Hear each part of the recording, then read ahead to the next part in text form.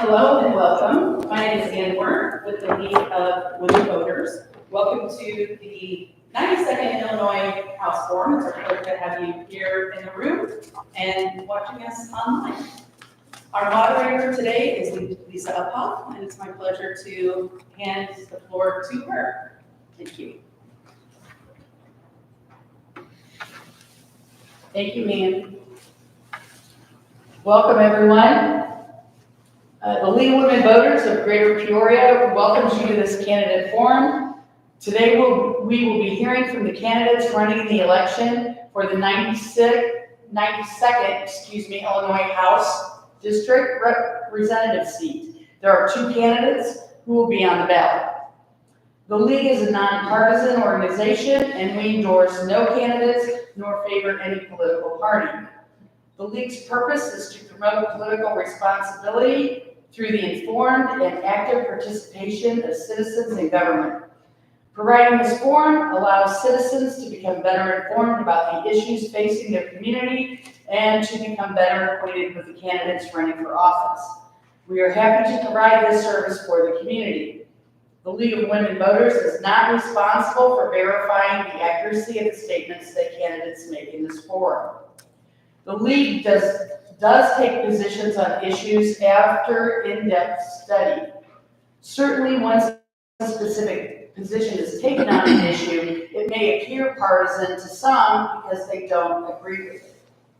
But again, the League never takes positions on nor endorses candidates. The League is a membership organization, and we are only as strong as our members. If you are not a member, I hope you will consider joining us. And folks greeting you as you came in this evening, Sherry and Teresa there in the back, and they'll be happy to give you information to sign up. We hope you will come away from this forum with more knowledge about these two candidates and their positions. Providing voter education is a major part of what the League provides. You can view this forum and others by going to the YouTube channel for the League of Women Voters of Greater Peoria. For more information about voting and the positions of candidates on the ballot in November, please go to illinoisvoterguide.org. We do have a few rules for tonight. Tonight's candidates for the 92nd Illinois House are Jehan Booth and Benjamin Watt.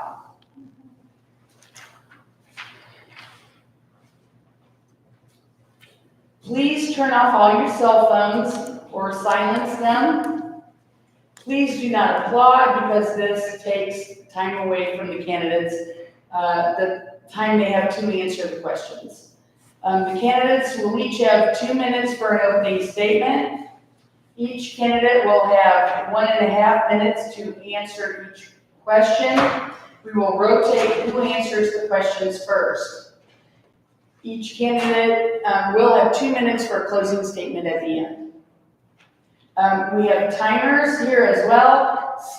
Sandy Stemler and Ray Keithley, thank you. And they will be here to tell us all when the time is up. For the audience, if you have any questions, please wave your hand and a card will be passed to you and it will be brought up to me so that we can ask the candidates. We drew places to see who would give their opening statement first, and Mr. Watt won that. So Ben, you have 2 minutes for an opening statement, please. Well, thank you for the opportunity to be here with the League of Women Voters. Thank you for the work that you do. And thank you for Jehan being here as well and taking this time for our conversation. Last night we had a conversation and I failed to mention this and I want to mention it now. My mother passed away in March and Representative Booth sent me a handwritten note and that was very meaningful and I just want to publicly say thank you for that. I don't know if God wants me to be the state representative from District 92 or not, but I'm pretty convinced he wants me to run. And so there are 5 things that are really motivating me. Those are life, liberty, truth, compassion, and faith. And I hope that my candidacy will represent all of those things well. I hope that I get an opportunity to represent the 92nd District, but whether I do or not, what I really hope is that I make him look good. I'm married to Christina. We have 4 children. We live off Sterling Avenue in Peoria. I grew up here in Peoria. I was a youth pastor for 10 years. Then I worked at Peoria Charter Coach for 8 years, and my last job there was the DOT compliance, HR and DOT compliance officer. And I have been a volunteer in Peoria Public Schools, driven the school buses there. Also, volunteered quite a bit at Manual High School when Dr. Karat was the principal, and started a Good News Club at Charter Oak School, not Charter Oak, Harrison. My sister works at Charter Oak. And then also led a group of volunteers at Glen Oak School while I was at Peoria Charter. I love this community, and I look forward to doing all that I can to serve the constituents well. Thanks. Thank you. Jehan? I think it's Oh, it's already on. Thank you. Good evening, everyone, and thank you to the League of Women Voters for always ensuring that folks have the ability to know where the candidates that are vying for their votes stand on the really important issues. Thank you for that, Ben. My mother, since we're talking about moms, my mother was a life member of the League of Women Voters, and I remember many of the events like this used to be held up at the Joomers over there on Western, and I was a little girl going into that dark place, going to events just like this. So I am, just a little bit about me. I am a wife, I am a mother, and I have had the distinct honor and privilege to serve as your legislator in Springfield now for the past 12 years. And I must say that it has been the honor of my life to be able to represent the community that I was born and raised in. I was born and raised right here in Peoria on Kickapoo Lane. And it is a beautiful thing to be able to represent the people that you have known all of your life. You know me, and I made some promises when I asked for your vote that first time that I ran for office. I told you that I wanted to represent this community, to invest in this community. And 12 years later, I've been able to bring over $300 million in investments to help build Peoria. Promises made, promises kept. I know far too well what happens when families are dealing with the death and devastation of what it means to lose loved ones, which is why I work to bring trauma recovery supports that are now spread out all throughout this state. There are 15 in the state, but it started right here in Peoria. The co-responder model. We know how important it is for our law enforcement to have behavioral health professionals in the cars with them. That's a Peoria-focused program. Promises made, promises kept. I know how important it is for people to have the economic stability that they need, which is why the Workforce Equity Initiative, which is the top program in the country pulling people out of poverty. Promises made, promises kept. Thank you. And now we have our first question. Jehan, it will go to you. Mm-hmm. Illinois debt is estimated at $188 billion, the third highest in the nation. That's nearly $15,000 per person. Early in his term, Governor Pritzker attacked that debt, but then the COVID pandemic took up the funding.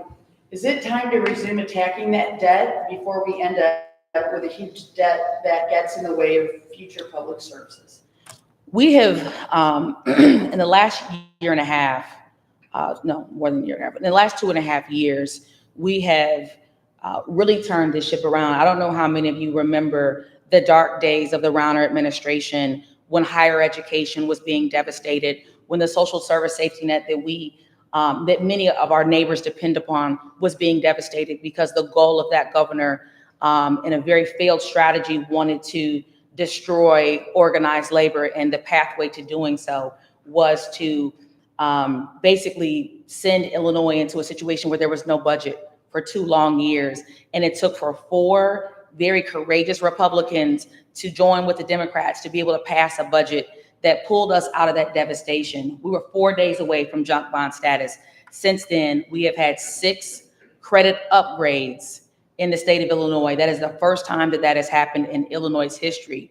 We have to continue to get our fiscal house in order. There are some other very big issues that we're going to need to tackle. I must say that President Cullerton, during his years in leadership, he had pulled all of the unions together to have a real conversation about looking at the benefit structure and what was affordable and what wasn't affordable. Unfortunately, what was passed was deemed to be unconstitutional. I believe that we need to have all of our stakeholders at the table when looking at our long-term debt, because when we say that we make a pension, I do believe that that pension is a promise. But I also know that we have to take very serious look at the debt that we have in the state moving forward. Thank you, Jehan. Ben, are you okay with the question, or would you like me to repeat it? Sure. No, I'm good with it. The Democrats have had control of the state of Illinois, except for the governor for a little while, for years. And we have $188 billion in debt, according to the question. Of course, it's time for us to work on that. We're hearing a lot of touting about how our budget is so much better, but we also have millions that were distributed to us through COVID funds. So I'm not sure what will happen when those funds dry up. I do know that we have more units of government that have the power to tax than New York State or California. I also know that we have 46% of our school districts only have 1 or 2 schools in them. So we could do some consolidation there without affecting students and save a lot of money. We absolutely need to keep our promises to those who've worked in public service and have a pension promise to them. And I support the Illinois Policy Institute's plan of a hold harmless pension reform. So absolutely we need to tackle the debt. And when I get to Springfield, I'll spend money as though it's my own. And I think if we had legislators like that, we might not have gotten this far into debt. Thank you. I'm going to follow up on something that you both mentioned, which is pension debt. And I have a question here regarding that. So Ben, the Illinois Pension Fund balance sheets are better than they have been in previous years, but pension debt is still the nation's worst. Our pension systems don't have the funds to pay promised benefits. What specifically do you believe we need to do about that? We have to have somebody that has the courage to tackle it. There are nonpartisan solutions or bipartisan solutions available.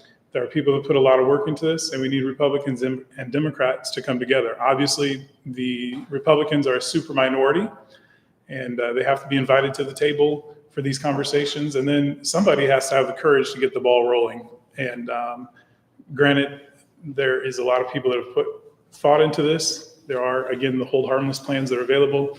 So I think somebody has to just get the ball rolling and not worry about the political fallout. We have to fix this. Okay, thank you. John? So I know all the folks who are League of Women Voters and the watchers of this all pay attention to Illinois politics. And so many of you may remember, and I said his name before, his name was President John J. Cullerton. He had pulled together a strategy where he had pulled all of the stakeholders that are privy to the state's process. So we're talking AFSCME, SEIU, teachers, IEA, IFT. And these negotiations had been going on for quite some time because there was an understanding by all intended parties that we needed to move forward, but we needed to move forward together. Unfortunately, what ended up happening was there was a very conservative policy that was supported by organizations like Illinois Policy Institute, organizations like the Chamber of Commerce, and quite frankly, it was a bipartisan measure, and it was found to be unconstitutional. And so one of the things that we have to be mindful of is as we are tackling these very real third rail issues is that there's this thing called the Constitution that protects said benefits. And so it is important that we follow the guidelines that really were laid out in the Supreme Court's rejection of the last pension reform bill. Thank you. Coming back to the state budget, the state budget provides several tax relief measures: freezing the gas tax, sending checks to individuals and families, suspending the grocery tax. Jehan, this will go to you first. Should these be permanently frozen? If so, how would you pay for them? Or if not, what services would you cut? So I think that budgets are moral documents. And when you look at what you do and don't do in the budget, you should be able to defend it regardless of whether or not you wanted to do it. Can you defend what you did based on what you have available? Because of some of the additional resources that came from the federal government specific to the American Recovery Plan, there were additional dollars, and we felt that it was important to put those dollars in back in people's pockets. We know how much people are struggling with inflation. We are at a 40-year high in inflation. We haven't seen inflation like this since the Reagan days. And we knew that it was going to be important that people get some sense of relief, because if you remember back in April when we passed this budget, gas prices again were at an all-time high. Groceries were at an all-time high. Utilities were skyrocketing at that time. And so the goal was to provide some temporary relief. I would not commit to doing that long term, because again, we need to know where the resources are going to come from to be able to move forward with that. So no, I would not commit to doing it moving forward in the future, because the hope would be that the Federal Reserve is able to get inflation under control, and some of these costs and getting the supply chain back under control would bring things back into a little bit more normality. Thank you. Ben? Could you remind me of the question? Yes, sir.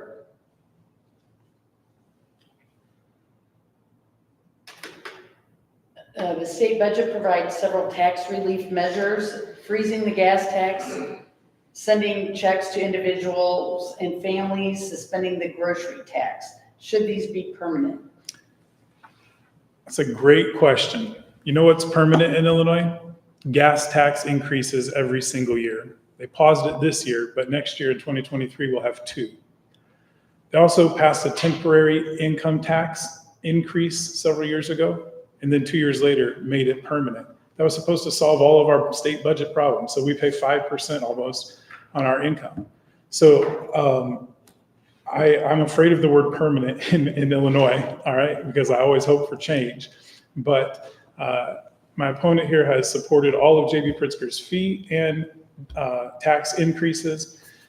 Yes, if the state has money left over, send it back to the constituents. My brother lives in Indiana, our slimmer, some would say smarter sister, and the same climate, similar workforce, and he got a rebate check for his taxes. It wasn't from federal funds. You've got to remember that every dollar that the government gives us came from the taxpayer, or they printed it. And either way, that hurts our economy. So I'm all for relief, but let's get some permanent relief, not temporary Band-Aids, while our taxes just continue to skyrocket in the state of Illinois. Thank you. Okay, Ben, on the first question here, we'll go to you. What is your position on the Workers' Rights Amendment? I believe we should protect the rights of workers. I also think that the way that the Workers' Rights Amendment is written or being perpetuated will give more power to union bosses than to elected officials, and I'm very afraid of that. I was probably the only Republican at Peoria's Labor Day event.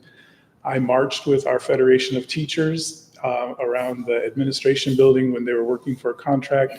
I absolutely believe that people should have the right to bargain, but I'm very afraid of the Workers' Rights Amendment because it will increase costs and it will empower union officials above elected officials, and I don't think that's healthy. I am fully in support of the Workers' Rights Amendment, which is why I not only voted for it, but I co-sponsored it. And I did so because it is imperative that we enshrine the rights to collectively bargain so that there is a balance to administration, the executive branch within an industry, as well as the rights of workers. Well, again, going back to yesteryear, 5-6 short years ago, we had a governor who was willing to literally destroy the creditworthiness of the state of Illinois for one reason and one reason only, because he wanted to attack the right to collectively bargain. And so what we want to do, and it was our goal to enshrine that right so that in the future, if there was some misguided leadership that was able to get into that executive branch, they would not then be able to hold the entire state government hostage, destroy the credit worthiness of this state, all the while taking down higher education and the social service safety net at the same time. So we want to ensure, again, just to make it clear, we want to ensure that in the state of Illinois, you will have the right to collectively bargain. I stand on that. I'm proud of that vote, and I do it again.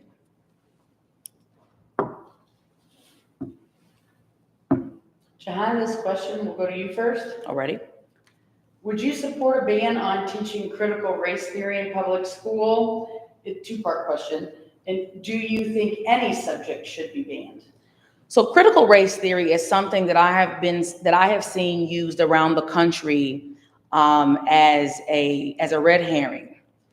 When people talk about critical race theory, in the same way that when people talk about defund the police, you lose the reality of what should we be talking about, right? To me, when I think about what should we be teaching children, we should be teaching children that this country, like every other country in the world, has a very sordid history. And that reality is one that all of us should know. But here's the other reality. This is the best country in the world. Hard stop. And I think that the truth should be told to children, and we should not be ashamed of it. It is the reality of what happened. It is the reality of our ancestors. And we have continued to learn through that document called that Constitution, that living document, that we continue to fight for the inalienable rights that we all have. The beauty of this country is that we have the rights and the privileges to be able to fight, to come together collectively and fight for the things that we believe in. And I believe that a part of the beauty of this country is the fact that we have overcome so many things with a lot more to still overcome. But the idea that we would ban the ability to have these conversations, to me, is quite sad. So I want to address CRT, but first I just want to mention that the entire state being held hostage is the term that you used related to the Workers' Rights Amendment. And my fear is that the entire state will be held hostage to the union bosses who often are in the pockets of the politicians. And that is my fear. I worked in a union in Peoria Public Schools. It did not always advocate for me. And so I want to be able to elect and unelect the people who will make those rules. Critical race theory, I think there's a lot of misunderstanding about what that is. I believe that critical theory is the problem. Critical theory says that everyone is either an oppressor or oppressed. I had a person on the school board at Peoria Public Schools tell me that it was not possible for them to be racist because they didn't believe that their race was superior, but I could be racist. And that implication was that was because I was white, I could be racist, and because she was not, she could not. That's the problem with critical race theory. Critical theory, whether it's applied to race or any other venue, is incorrect. You are not born either oppressed or as the oppressor. All right, you have the right and you have the ability to change. We can't change our color, but I'm not an oppressor because I was born white. And so I do think we need to teach true history. That's why I grew up in a school that taught history. I'm not forward to that, but critical race theory is not. Thank you. I'll stop. Okay. Well, as a former history teacher, this is really interesting conversation to me. Ben, this question is for you. Is there anything state government can do about the shortage of doctors, especially in rural areas? I'm sure there is. We lost our pediatrician to a state that was not going to regulate him the same way that he was being regulated here. We hated to see him go. So I certainly think that bodily autonomy, as we talk about when it comes to abortion, should apply to vaccines, let people make their own minds up about that kind of stuff. And our medical professional was so adamant about that he moved to a state where he could support parents, even though he supported vaccines. I also think that high wage earners, typically doctors are high wage earners, they want to go where they won't be taxed as much, where they can keep more of their money. And so I am also aware of some physicians who are leaving the state because it's like they get a pay raise when they go to another state. And so I do think that taxes and regulation in Illinois, the culture is just not business friendly, and presumably it's not medically friendly as well. So I certainly think there are things that we could do to help them stay.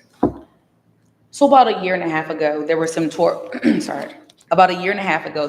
reform laws that were specifically designed to lessen the overall insurance that doctors would have to carry.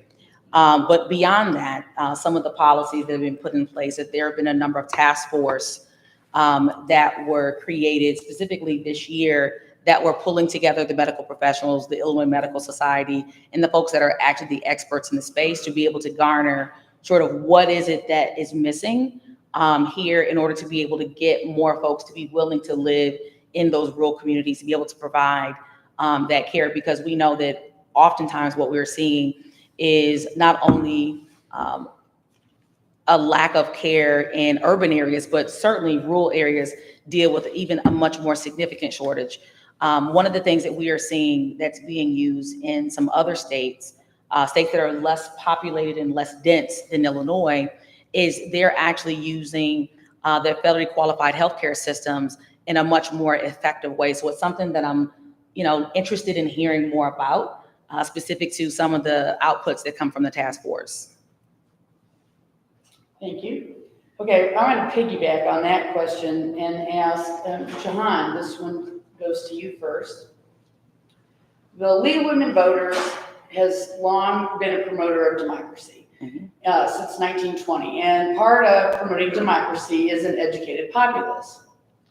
Illinois has a huge teacher shortage. What do you think can be done by Illinois state government to attract young people to people of any age to the profession of teaching? Yeah. So a couple of things that have been done in the past, and then we'll look backwards and then we'll look forward. So a couple of things that we've done in the last 2 years. So I don't know how many of you are aware, but we raised the floor for teachers in the state of Illinois to make a floor of $40,000. No, nobody's going to get rich on $40,000, but there were teachers in the state of Illinois that were starting salary $31,000, $32,000 just a few years ago. And so I was happy to co-sponsor that particular piece of legislation. One of the other things that we've also done is created some scholarship pipelines to be able to get more teachers opportunities get more folks who are paraprofessionals in school buildings. It's a program called Grow Your Own, where you have the paraprofessionals that are working in the building, living in the community, and then supporting their higher education aspirations with the hopes that they would then, stay in that school, stay in that building, stay in that community, and then be able to become teachers. As a matter of fact, we had a couple of teachers that were able to cross that threshold earlier this spring. I think WEEK and WHOI did a really nice write-up on them. Specific to young people, I think that one of the things that we have to do is capture them much younger, show them the opportunities and the pathways to be able to potentially get their education underwritten by committing to the field of education and staying here in the state of Illinois. Thank you. Ben? What a huge question. I'm not sure that the government is completely the answer in this question. I have 2 close friends who were teachers and left the field because it was just so hard with, and they weren't both in Peoria Public Schools. One was in Peoria Public Schools and one was in the Limestone School District, and they just felt like their kids were not engaged. So I certainly think that is a challenge that we're facing, is a cultural detachment from learning and things like that. I also think that we've made it really hard to be a teacher. I have a bachelor's degree and I have 10 years of experience teaching youth every single week. And then I have been in training situations or training adults. And yet I am technically not qualified to even substitute teach in Peoria because I don't have an accredited degree. We homeschool our children. We don't think everybody should do that, but my wife is good at it. And if you can get some people with a heart for kids and give them the right tools, they can teach them how to read. I also know that some who really have a heart for kids do not want to teach the national sex education standards that are now required, including teaching elementary children about, plug your ears, masturbation. Why do we need to teach that in school? And if I was looking for a place to teach, I would not want to go to a school that was going to force me to teach things that kids have no business learning in school. Let's focus on reading, writing, arithmetic, and even the greatness of this country. But let's keep that indoctrination out of our schools, and I think we'll see people more motivated to get involved. Okay. We're going to leave the education area. Ben, this one's for you. Some say Illinois doesn't have an income problem, it has a spending problem. Do you agree with that? And if so, what would you cut? Yes, I agree with that. Not 100% sure what I cut because I'm not there yet to see the budget. But the people who do know the budget and have had the power to cut have not done that. And I will admit that I have room to grow in that area. But if you spend money like it's your own, then I think you'd spend it differently than if you think of it as just coming from the federal government or coming from grants. Remember, again, every dollar that the state spends is a dollar that somebody was taxed. One specific area is consolidating school districts. Again, 46% of the school districts in Illinois have either one or two schools. So that means we're paying an administration as well as paying a principal to basically do the same thing. You would look at the state of Florida. They have, I think, 50 counties and 50 school districts. That would save a huge amount of money. I also think that we could eliminate some of our overlap in governmental agencies. Again, as I mentioned before, we have over 9,000 units of government that have the power to tax. I think even if it didn't save us any money, we could cut some of those out. Okay. Jehan? A few years back, we engaged in a process called performance-based budgeting. It was something that was passed in a bipartisan manner.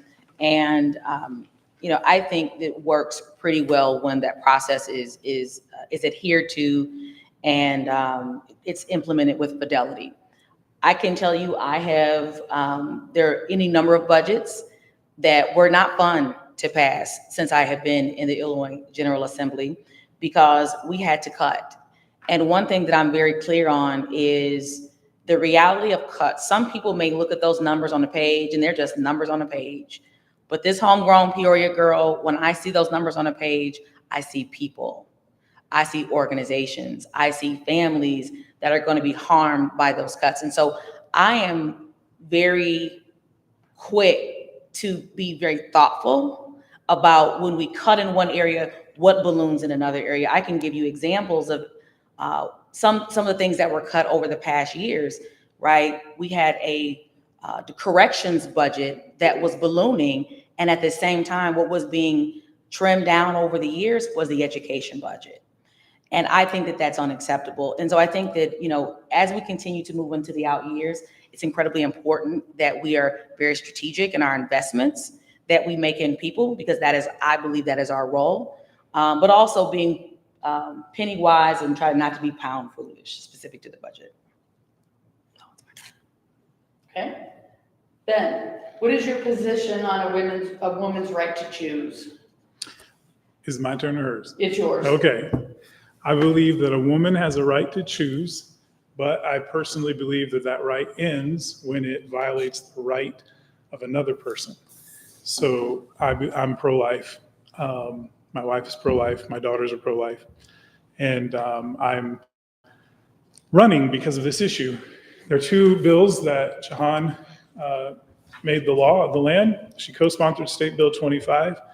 If you want to go to my Facebook page, you can see a copy of it. It's 126 pages long.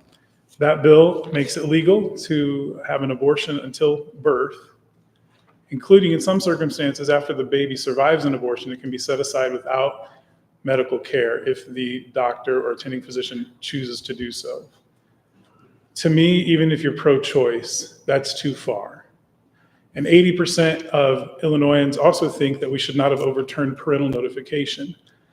In the Chicago suburbs, there's a principal who had sex with a teenager, took her to get an abortion, and signed our parental notification form as her stepdad, twice. Beginning in January, I believe, that won't be required anymore. And there'll be no paper trail to see who took that girl to get that abortion. And girls will be allowed to get an abortion behind their parents' backs. My daughter cannot go to the mall and get her ears pierced without permission. The state of Illinois requires that. But the state of Illinois and my opponent have also passed that a girl can get an abortion without her parents even being notified, not permission, notified.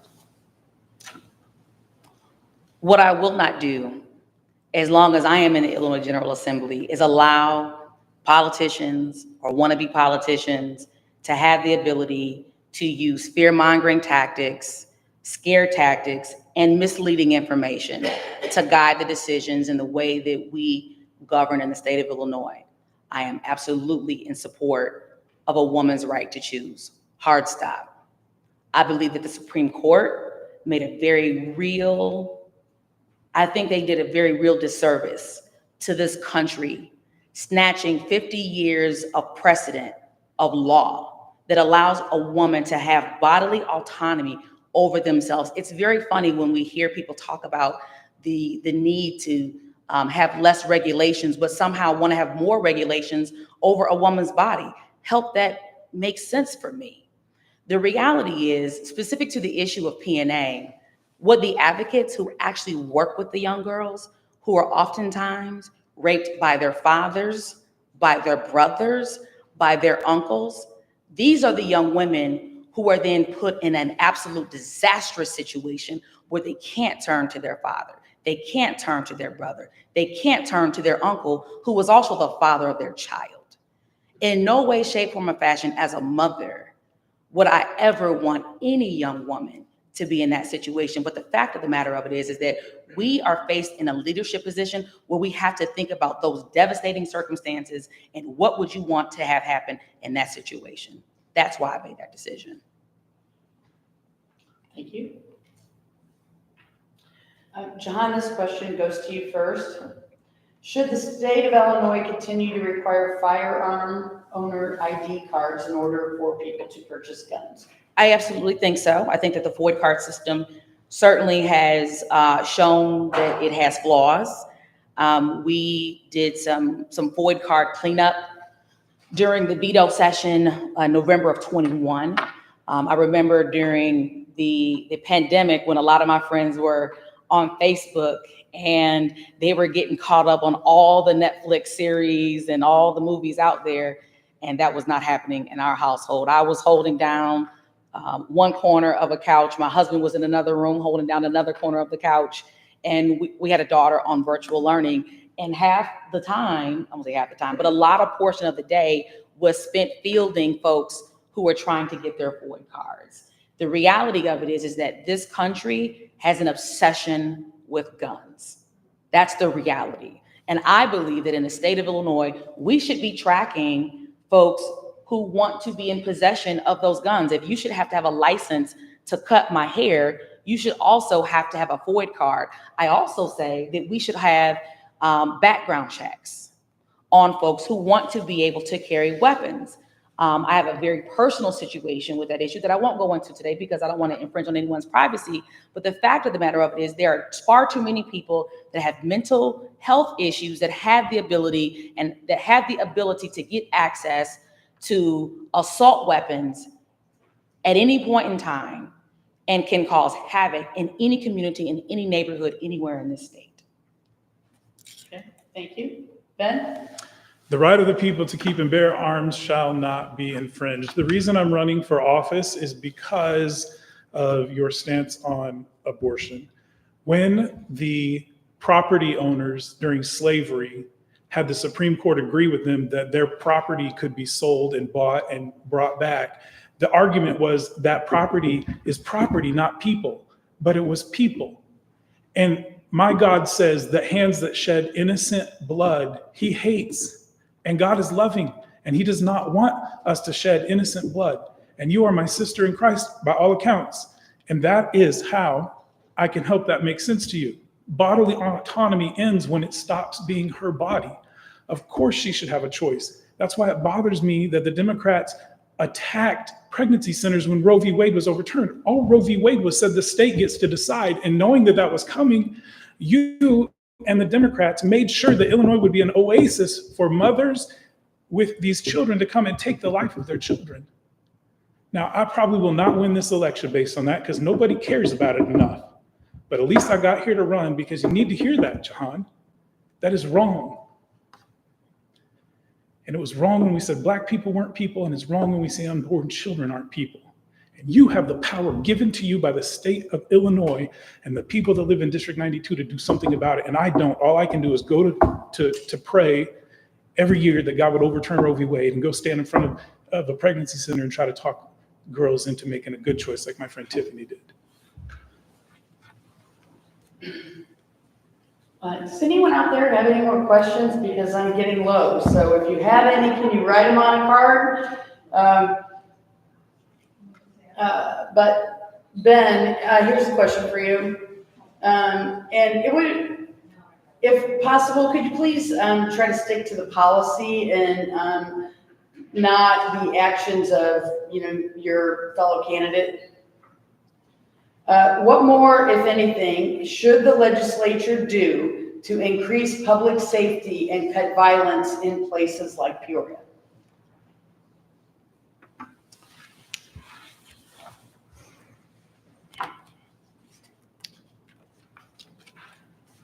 I am afraid, and I'm not fear-mongering, I'm just afraid that we are not listening to everyone's voice when it comes to that. Trayvon Harris was my dear friend who I mentored since he was in 4th grade. I sat in school with him at Harrison School, now Gordon, Jehan's mom's name for that school, deservingly so. I went to Trayvon's mom before I ran for office. And I said, I want to run. I'm going to run against Jehan. I know you're a big fan of the Democrat Party. I don't want to run and create conflict. My ministry to you is more important. I asked her what she thought about guns and policing. What I think the state can do is we need to continue doing what we're doing. I think the Safety Act is the right intention of hearing the voices of everybody. But we're not including the Republican voices. And I would like to be included in the conversation when we address these issues. I started a ministry for fatherless young men called Next Step. I didn't ask for any government money. I think that I'm the connector. That's my role. My role is to reward the good, to punish the evil if I'm in government, and to connect people to resources. I think we should let people's creativity work. I think we should answer their calls when they ask for help. So the state legislators need to fund the police, which they are doing, and then also need to make it good to be a police officer here. Half of our counties don't have sheriffs because of the Safety Act. And so I'm sorry, I didn't quite get everything there, but my time's up. Okay. Jehan? So I think that the issue of public safety is one that is multifaceted and very multi-layered. Quickly, I'll try to go through a couple of my thoughts and ideas. Obviously, we need for our education system to be girded. We need one of the things that happened as a result of so many of our children being on virtual learning during COVID is the New York Times wrote an article a few weeks ago about the devastating rates by which math and science are falling behind for many of our children. One of the things that I've done personally is I started, I don't know how many of you remember the Book It program. It was a program when I was growing up where the kids, they were excited to get the personal pan pizza. I wanted to bring some excitement about reading back. And so we have this program called Get Booked Up with JGB, where if a child reads 8 books, they'll be able to get a sweet treat from a local small business. It's a small way to get kids excited about reading. I believe that if kids are engaged in school, they're doing well in school, they'll be less likely to get involved in criminal activity. We need more economic strategies like the Workforce Equity Initiative that pull people out of poverty, give them a new track to run on, put them in a head of household position. More after school programming. We've done a great job of investing in our after school programming in the last couple of years. I think we need to continue to see the results, continue to invest in those programs, building a stronger relationship between community and the police. One of the reasons why you have seen the type of clearance rate that you have seen in the city of Peoria in the year of 2022 is because there has been a concerted effort by the police department with their new leadership to build a much stronger relationship within the community. If you want to solve crime, you have to have people who are willing to talk to the police. Okay. Jehan, this question goes to you first. Illinois recently expanded its free preschool programs. Mm-hmm. Is more expansion needed? Should Illinois offer free preschool for all 4-year-olds or just for those whose parents lack the money to pay for them to attend? I think it's, if you don't expand it for everyone, what you find is that you start creating thresholds, right? Where folks who just make above the threshold find themselves almost penalized because they're trying to do a little bit to advance themselves. Universal preschool is something that I believe that we should be doing, and I was proud to be supportive of that endeavor. As a working mom myself, I know how difficult it is to be working, to have a family that both works outside the home. Working inside the home is a job too, but to be working outside the home and trying to raise your children. One, it's incredibly expensive. You try to send your kid to a high quality preschool, it literally can cost more than your mortgage. And so having that expansion really helps put money back in the pockets of families. Two, it also helps to build the small business community. It lets folks know that there is an opportunity to be able to get engaged in that space from a desire of, growing our children, but also from an entrepreneurial perspective, because there are resources there. We also know, particularly because of COVID, we saw how important schools were for childcare and the importance of having that dependable, quality childcare there and available on a daily basis, regardless of your income. And I think that it's a smart idea to be universal to everyone with universal pre-K. Okay, Ben?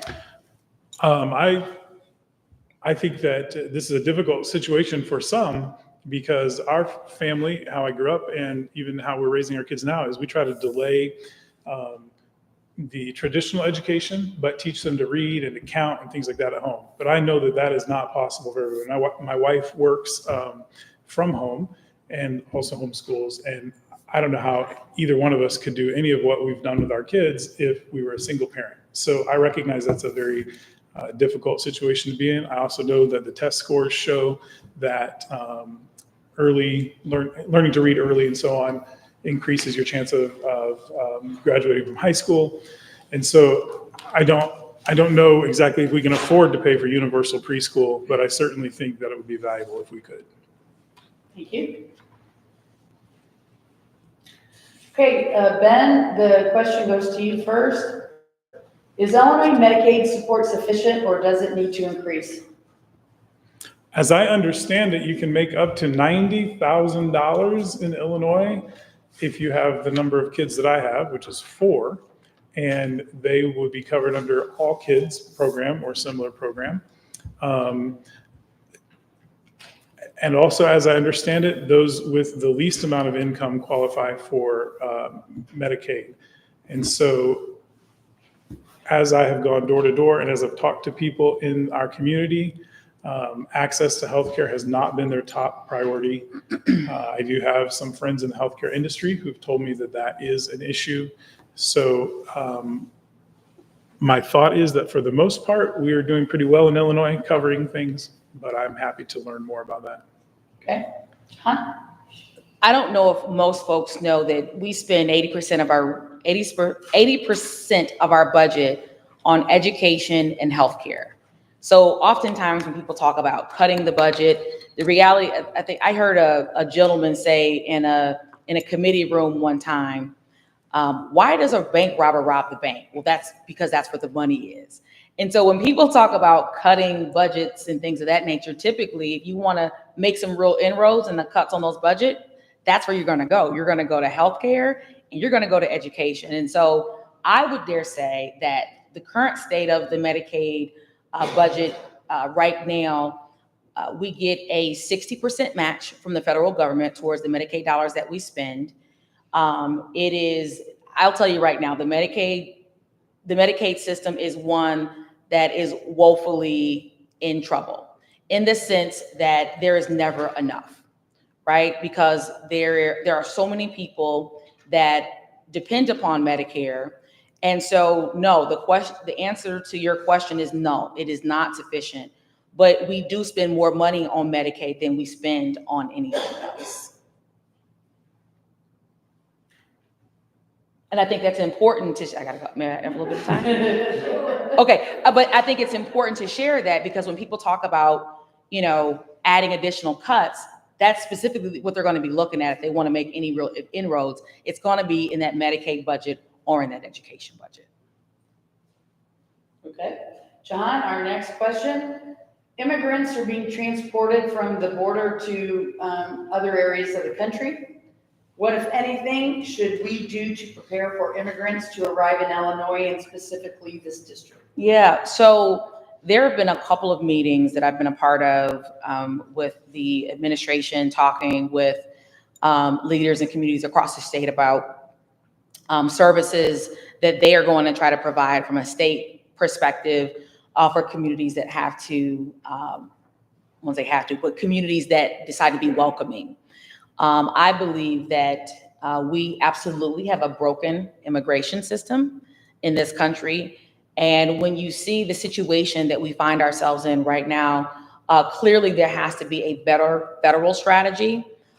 Listen, I'm a bleeding heart. I want to support people that are tired, that are hungry, and that are in need. But the reality of it is that there's a cost to it, and that there's a balance that we have to have. And so I certainly approach this situation with a loving heart, but also with a practical mindset of knowing that we have to have a real hard strategy in terms of managing this long term. I believe that many of the folks who have come together around this issue are, frankly, to be honest, still trying to figure out how do we handle this from here. But I think that the first step that we have to make is to be loving and to understand that these folks are here because they're seeking asylum. But again, from a much larger standpoint, we have to have a federal strategy to be able to support individuals that are coming into not only this country, but to the state and even maybe this community. Okay, thank you. Ben? Yeah, I agree wholeheartedly that this is a federal disaster and that people are being harmed because we're not addressing the issue at the border. Back in 2001, when I became the youth pastor at El Vista Baptist Church, I ran into a family sometime after that who spoke Spanish, and our church ministry was really burdened because nobody in our church could speak Spanish. And so we began praying that God would help us to start a Spanish-speaking ministry. And several years later, it started. It's going strong now. There's about 30 Hispanic people that meet at the church where my father pastors every Sunday. And one of those mothers had 2 children here with an American husband, but she didn't have a green card, and she had to go back to Mexico for a year or two in order to enter the country legally. And we did all that we could to support her. But I think we need to fix that situation. I have another friend who came here when he was 2 years old across the Rio Grande with his family.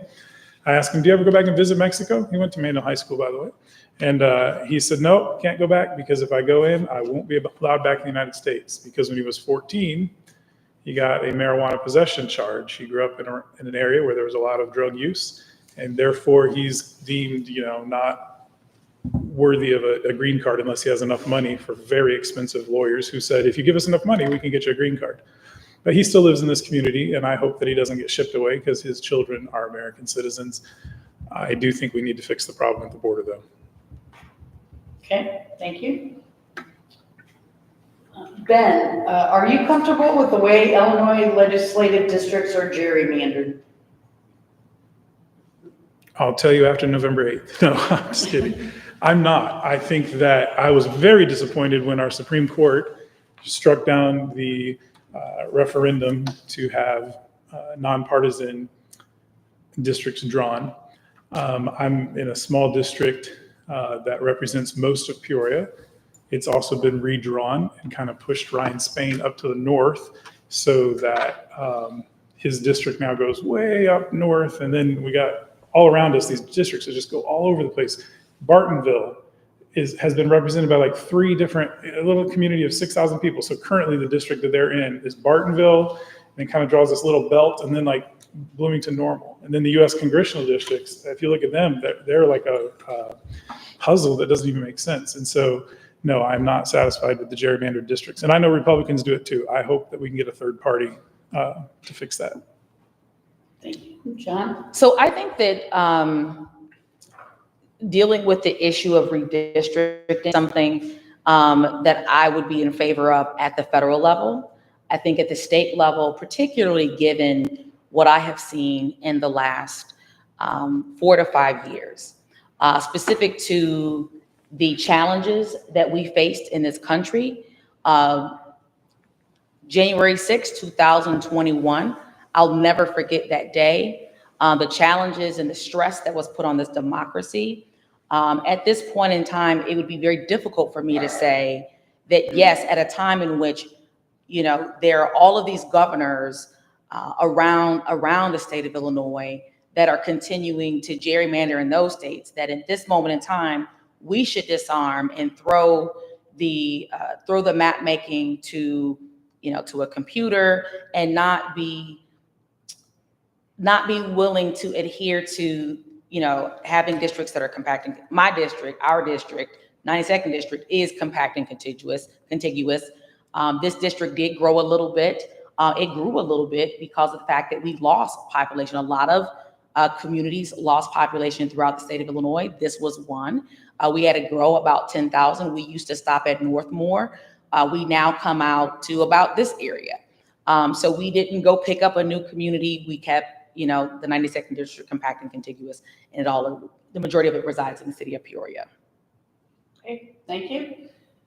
Jehan, this question goes to you first. How much additional support for college students should Illinois provide? College, it's one of those issues that, frankly, I haven't cracked it yet. I work on a lot of issues, but I'd be lying to you if I told you I know everything about every single issue. One of the things that has plagued me that I do talk to my colleagues who are a little bit more steeped in that issue is about how is it that, states like Mizzou and Wisconsin are able to offer our students here in Illinois far more collegiate support than we're able to offer, say, from my alma mater, the University of Illinois Urbana-Champaign, flagship university in the state of Illinois, ILLINI. My husband's so irritated with that. I do it all the time at home. But at any rate, in all seriousness, it is something that I think that we do have to get a handle on, because we have a lot of brain drain in the state of Illinois, and we're losing a lot of our people. And we know that what the data says is that when young people leave their communities and they go off to another community to go to school, more often than not, you're not going to ever get them back. And so one of the things that we have to do is figure out how to lessen the load on parents and, those young people who are often going to be borrowers, to try to keep those young people, at least, even if we can't keep them here in Peoria, we have to try to keep them in the state of Illinois. Ben? I haven't cracked it either, but I think that we won't have college students if we don't teach them how to read and get their mathematics correct and focus on education. It's disheartening, the state of our schools. There's an Invest in Kids Act that was supposed to sunset, but what it does is offer $75 million in tax credit for people who contribute to private education. It doesn't borrow from the tax funds, and it doesn't decrease public school funding because of our level funding system that we have. And I think that's a program that should be expanded. There are schools in Peoria that would accept those funds. And I think that if we can really improve our education in primary and secondary school, then we can tackle the university stuff. But I feel good that there's one subject that both of us are still learning. Okay, this I believe will be the last question before closing arguments. I guess they're not arguments, Statements. but your final, whatever you want to say for your last 2 minutes. How about that? Okay, then this goes to you first. Hate crimes are on the rise in Illinois. The Illinois Department of Human Resources recommends more training for law enforcement officers and improved community outreach. Do you support that? What else do you think Illinois should do?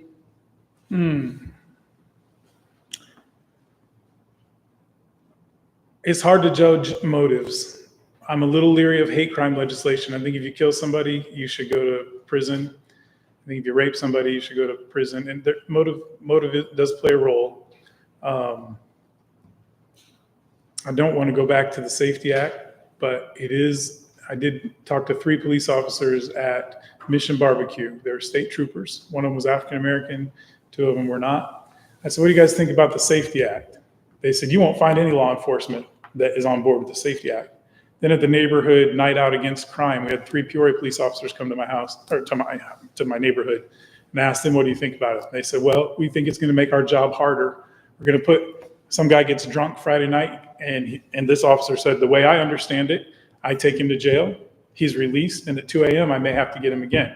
I said, "Yeah, but I thought a judge could say he's a threat." He said, "Judges don't work on the weekend." Hopefully that's something that the working group to fix that bill will consider. I don't know if any Republicans are invited to that yet, but I hope they will be invited after our conversations these last 2 days. So safety is a big issue, and I think that hate crimes, I think all crime is rising in Peoria and District 92, and we want to be just, we want to be equitable, but we do not want to disincentivize our police. I like body cams, but as a DOT compliance guy, I watched camera footage before I would write an accident report. Our police are prohibited from even seeing the footage of what took place before they write the reports. So there you go. Okay. What was the question again? The question was, hate crimes are on the rise in Illinois. The Department of Human Resources recommends more training for law enforcement officers and improved community outreach. Do you support that, or what else do you think we should do? Hate crimes are on the rise. What more can we do? Unfortunately, we have seen a significant rise in mental health, particularly since the pandemic, not only in young people, but the larger public, but the public at large, specifically to those hate crimes. They have been attributed to a couple of key groups, community groups within this district and just throughout the state. Folks that belong to the LGBTQ plus community have seen hate crimes on the rise.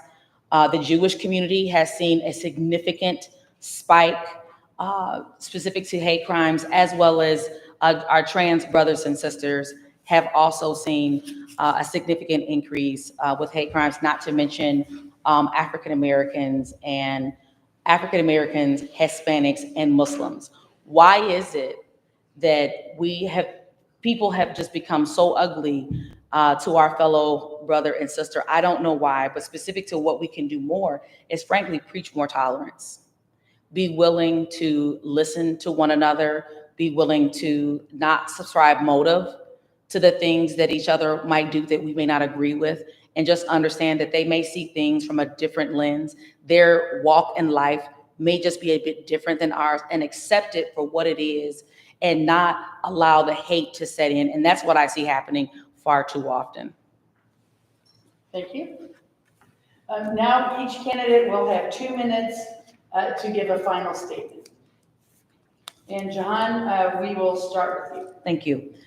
Again, as I stated, I'm going to close how I opened. I'm a wife, I'm a mom, my husband and my daughter are here tonight, so thankful that you guys could be here. I love being your state representative.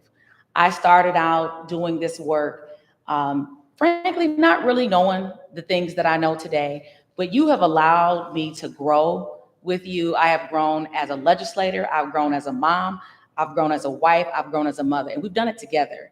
And I feel that that is why I'm so loyal to this community. There are so many people who have asked me to run for other offices, but I just love serving Peoria. I love serving this district because I believe that this district deserves great representation. Not to toot my own horn, but I think I do a pretty good job for us. And I hope that you would entrust in me to continue to do the job that you have allowed me to do for the last 12 years. I certainly don't take it for granted.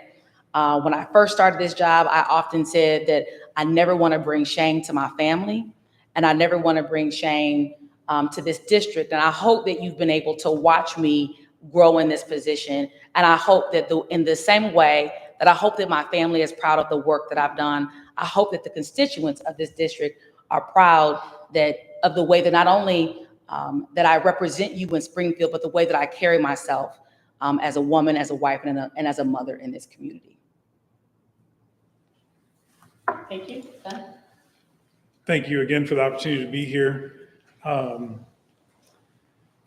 When Jehan went to Springfield the first time, she didn't have experience as a legislator. And when I go to Springfield, I won't either. I think there's a verse in scripture that says, "What shall it profit a man if he gains the whole world and loses his own soul?" And I was sitting at Dunkin' Donuts on Western Avenue doing some work. I was there on purpose so I could just meet people there. And I met an 80-year-old African-American pastor. And I said, "Hey, can I ask you a question? I know we're not supposed to talk about religion or politics." I said, "Do you know who our state rep is?" "Yes." I said, "Do you know she co-sponsored State Bill 25? He said, "No, I didn't know that." I said, "Do you think that's a problem?" He said, "Man, I didn't like that about our last president either." So all I would say is you may not share my faith. I love everybody in Peoria. I meet regularly with a trans young person that I've known since he was a child. I helped write letters to keep him from going to jail when he was involved in an accident with DUI and someone died.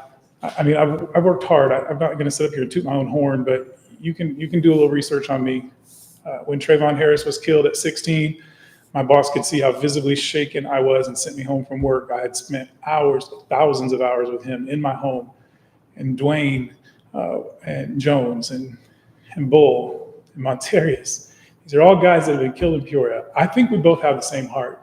And I really don't think Jehan has drifted as far from her faith as her policies would lead you to think.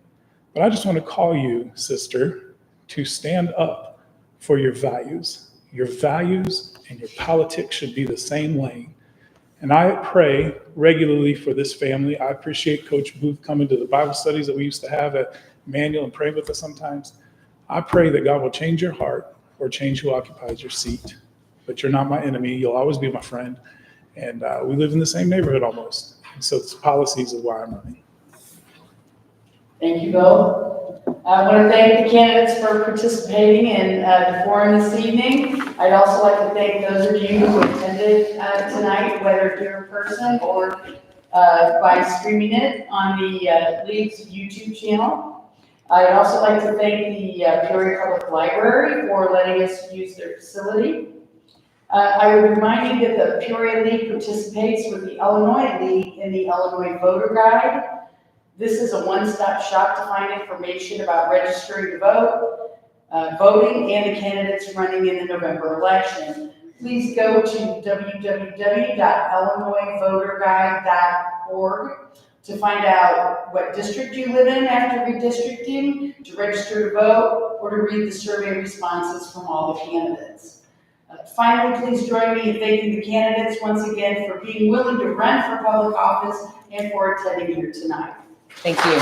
Please join me in thanking the candidates once again for being willing to run for public office and for attending here tonight. Thank you.